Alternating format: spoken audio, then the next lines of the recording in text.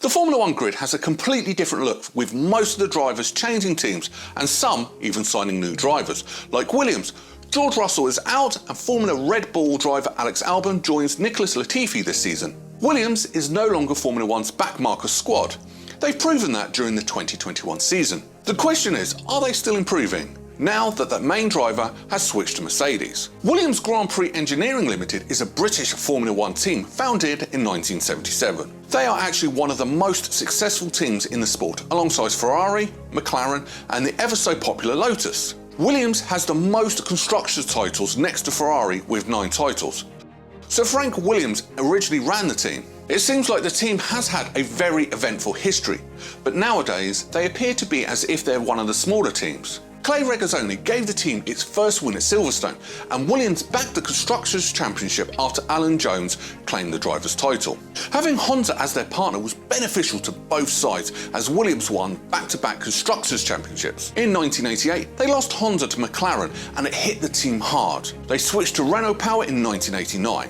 Nigel Mansell was one of their best drivers, although he was a bit controversial as he was angry at the arrival of Alain Prost. This didn't bother the team and they still claimed victory. Prost retired after winning his 4th championship and was replaced by Ayrton Senna. Sadly, Senna was killed in the 3rd race of the season. Williams struggled with BMW as their new partner. The two split by 2005 and Renault returned as their engine suppliers. Williams had fairly nice driver lineups until 2020, when Nicholas Latifi and George Russell failed to score a single point, leaving Williams last in the Constructors' title. Before we go ahead, here's a humble request to all you guys. Subscribing to our channel and giving this video a thumbs up will greatly help our YouTube journey. With that being said, let's get back to the business at hand. As technology advanced and cars became more expensive, Williams racing fell off the pace. The pandemic was so hard for the Williams family that they had to put the team up for sale. The new owners are a consortium called Dalton Capital. The change came alongside new driver Alex Albon. George Russell was endorsed by leading drivers Verstappen and Leclerc as a potential championship contender. Why wouldn't Williams keep George Russell if he was one of the rising stars in F1? He felt that 3 years with Williams was one too many. Mercedes technically did loan Russell to Williams in 2019. When Russell joined, Williams was in a bad position. They were the slowest team in the grid. Having Russell join them made them push for the podium even harder with a demanding driver like him. In return, the team taught Russell never to say die.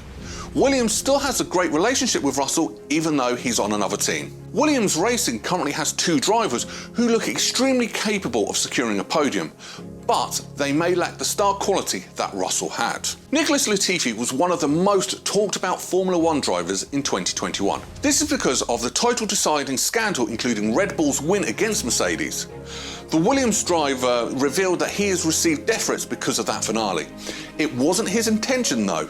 Latifi crashed into a wall with 5 laps left. The safety car had to be brought out and Max Verstappen was able to overtake Lewis Hamilton when Hamilton led almost the entire race. Williams was quick to protect their driver. This is Latifi's 3rd season in Formula One.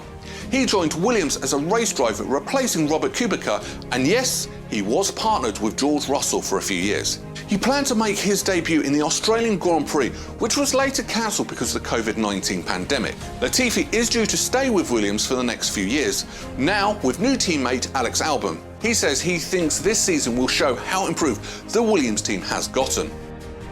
This isn't the first time Alex Albon and Nicholas Latifi have been teammates. They were one of the most talented drivers in Formula 2 under the French team DAMS. Now, this changes a lot of things. This means the duo will have a better dynamic for Williams than past drivers. Alex Albon made his debut in 2019 with Toro Rosso.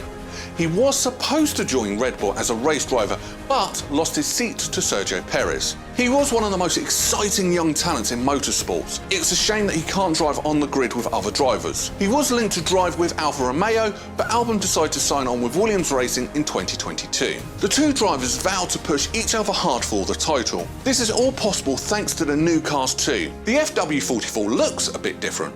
They've changed their colour scheme and made it blue and red to show their British roots. Williams will race again with Mercedes engines, having been their partner since the start of F1's turbo hybrid era in 2014. Williams Racing continues to be an iconic team. Your comments are heavily welcomed as we would love to know your thoughts on the championship so far this year. So comment now.